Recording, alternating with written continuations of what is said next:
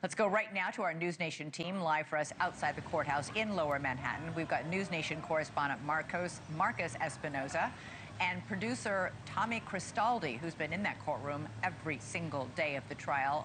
Marcus, first of all, what's it been like both inside and outside the courtroom? I hear it's been pandemonium.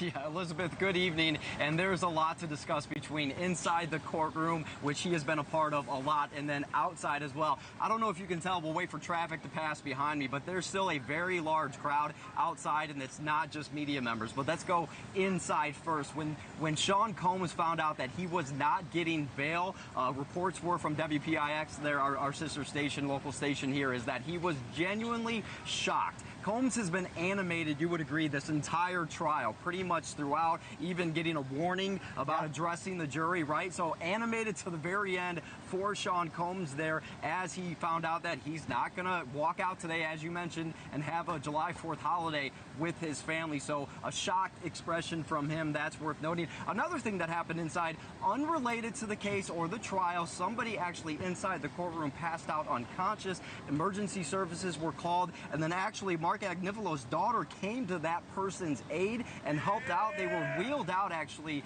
unconscious still. That was about a little bit more than half an hour, 45 minutes ago, but that caused a little bit of ruckus outside, but unrelated to Sean Combs or anybody related directly to the case there, but just worth noting if anybody saw that on X or anything like that. So inside, outside, I did live shots by the crowd there.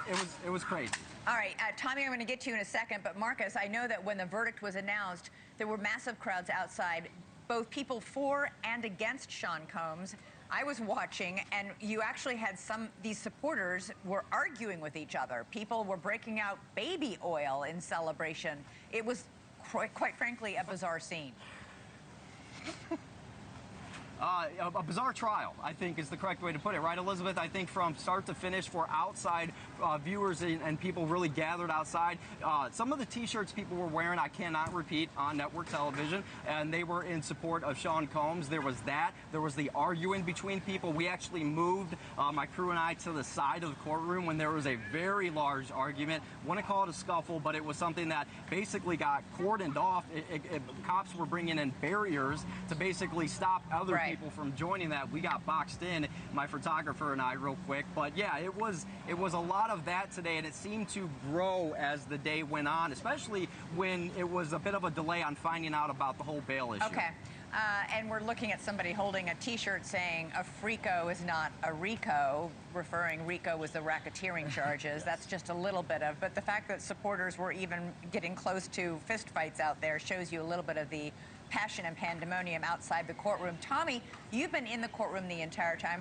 You happened to be leaving after the verdict was handed down, and you, by chance, got into the elevator, and Sean Combs' family got in right after you. Tell us about what happened.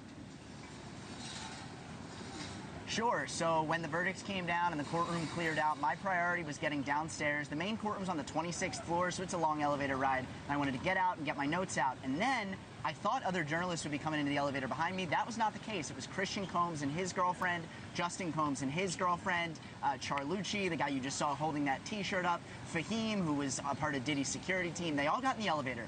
The doors closed, and then the celebration began. They were jumping up and down, they were screaming, they were cheering, banging on the walls, let's go, Diddy's free. Now, this was before we heard that he would not be coming home tonight, and they were planning a 4th of July party in Miami this weekend as if he was going to be there. They were saying, Christian said he was overjoyed, he couldn't wait to hug his father, but of course we've seen now that is not what is going to end up happening. All right, Marcus Espinoza, Tommy Christaldi. Tommy, great work there. Continuing the reporting, I would have been afraid the elevator was going to get stuck or something with all the jumping around you're describing. Thanks so much, guys. Thank you for watching. Subscribe below and download our NewsNation app right now on your phone, and you will get fact-based, unbiased news for all Americans.